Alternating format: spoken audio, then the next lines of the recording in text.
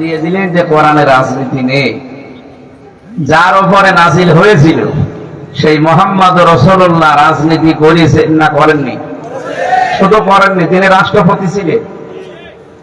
রাষ্ট্রপতি হয়েছেন 1-2 দিন 5 দিনের জন্য, 10 বছর। কতদিন? এগুলো সব বানানো কথা। আপনি কোন কারণে বলেন যে কোরআনে রাজনীতি নেই? ধর্ম ব্যবসায়ী যারা, এরা ধর্মের নামে ব্যবসা করে, নাউযুবিল্লাহি মিন যালিক। এই কথাগুলো বুঝে হোক না বুঝে হোক যারা বলেছেন তাদের ঈমান চলে গেছে। কারণ আপনি সরাসরি হাত দিয়েছেন নবীর ওয়ারিসদের গায়ে। আলেম ওলামা শুধু আলেম ওলামা নয়, এরা সরাসরি নবীর উত্তরাধিকারী। আর ওলামা ওয়ারাসাতুল আম্বিয়া। সুতরাং এ বিষয়ে আমাদের সতর্ক থাকা দরকার। যারা এগুলো করছে নিজের দুনিয়া আখিরাত সব নষ্ট করে ফেলছে। হাজারো মানুষের ভেতরে প্রতিক্রিয়া দেখা দিচ্ছে, আপনার প্রতি খারাপ ধারণা করছে মানুষ যে এটা মানুষ নাকি অন্য কিছু। আপনাদের জেলাতে একজনের নাম আমরা সারা বাংলাদেশের সন্তান, শুধু আলেমদের বিরুদ্ধে যাওয়ার কারণে, মুক্তাদির নাকি যেন নাম, মানে আলেম বিরোধী ছিলেন।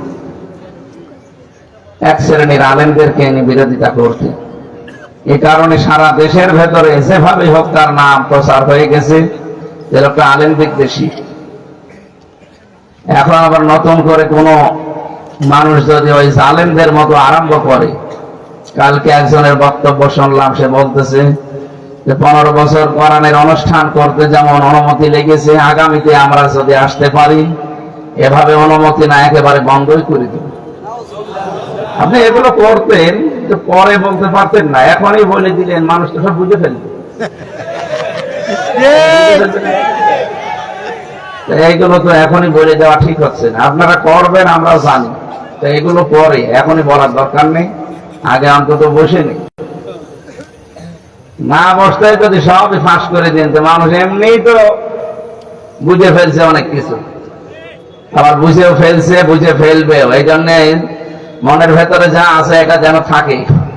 আর আমরা তো দেখতে পাচ্ছি এই মজলুম সংগঠন, ওইটা শহীদ প্রেসিডেন্ট জিয়াউর রহমানের হাতে গড়া, তিল তিল করে বাংলাদেশ স্বাধীন হওয়ার প্রায় 6-7 বছর পরে দলের জন্ম।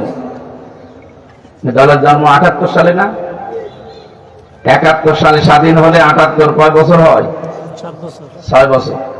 কত? 72, 73, 74, 75, 76, 77, 78, 6-7 বছর পরে এই জন্ম।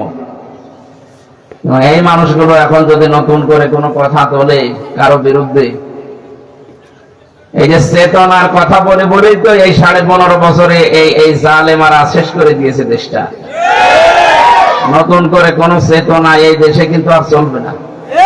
চেতনার কথা বাদ দিন, যেই শব্দ দিয়ে আপনি ঘায়েল করতে চান ওই শব্দটাই বিস্ফোরক হয়ে চেয়ার থেকে নামিয়ে দিয়েছে আপনাকে। রাজাকার শব্দ বলেছিলেন না? কালকে যে জন্ম নিয়েছে সেও বলছে আমিও রাজাকার। এই জন্য আগামীতে এরকম কোন শব্দ আপনি চেতনাধারী হবেন না, কারণ এটা মানুষ বিশ্বাস করে যে আপনার চেতনায় কাজ হবে না। হাসিনার এই চেতনা যেহেতু আর খায়নি মানুষ, আর সামনে খাবেও না। যে মানুষগুলো এরকম আবল তাবল কথা বলছেন আপনারা থামবেন। সবাই এখন জানাচ্ছে যে আপনারা দলের ক্ষতি করার জন্য উঠে পড়ে লেগেছেন। যেই কয়টা কথা বলছে দেখেন সবগুলো বাইরে থেকে এসেছে। একটাও এই মানুষগুলো খোদ ওই দলের সেই বীজ থেকে, চারা থেকে আসে নাই। এই পাশের জেলা কিশোরগঞ্জ না? কিশোরগঞ্জ জেলার ফজলুর রহমান একজন আছে, ছাত্রলীগের সভাপতি ছিল। সেই লোকটা এখন ওখান থেকে তওবা মওবা করে ফিরে এসে দলে যোগ দিয়ে ওই বড় মনে হয় ওই সব হয়ে গেছে। আর এত বেশি চেতনা কোথায় ছিলেন 17 বছর? আপনি কি করেছেন বলেন? আপনার কি আছে অবদান?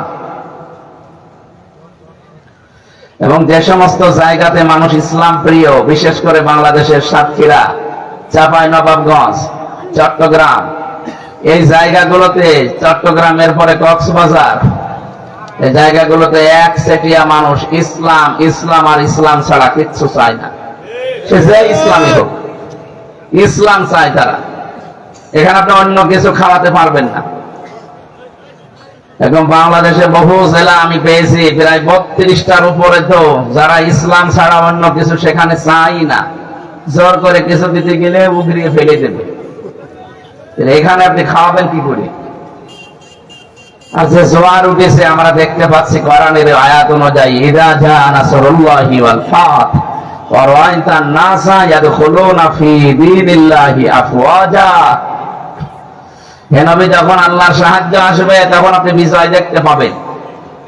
আর বিজয় দেখতে পাওয়ার পরেই কয়েকটা জিনিস সামনে আপনার ভেসে উঠবে। তার এক নম্বরে আপনি দেখতে পাবেন আরাআইতান নাসা ইয়াদখুলুনা ফি দীনিল্লাহি আফওয়াজা, দলে দলে পালে পালে মানুষ ইসলামে প্রবেশ করছে। আপনি আগস্ট মাসের 5 তারিখের আগ পর্যন্ত এই দেশের জরিপ দেখেন, যারা জরিপ ছাপায় তারা তো আন্দাজে কিছু করেনি, অন্তত হালকা পাতলা কিছু পেয়েছে।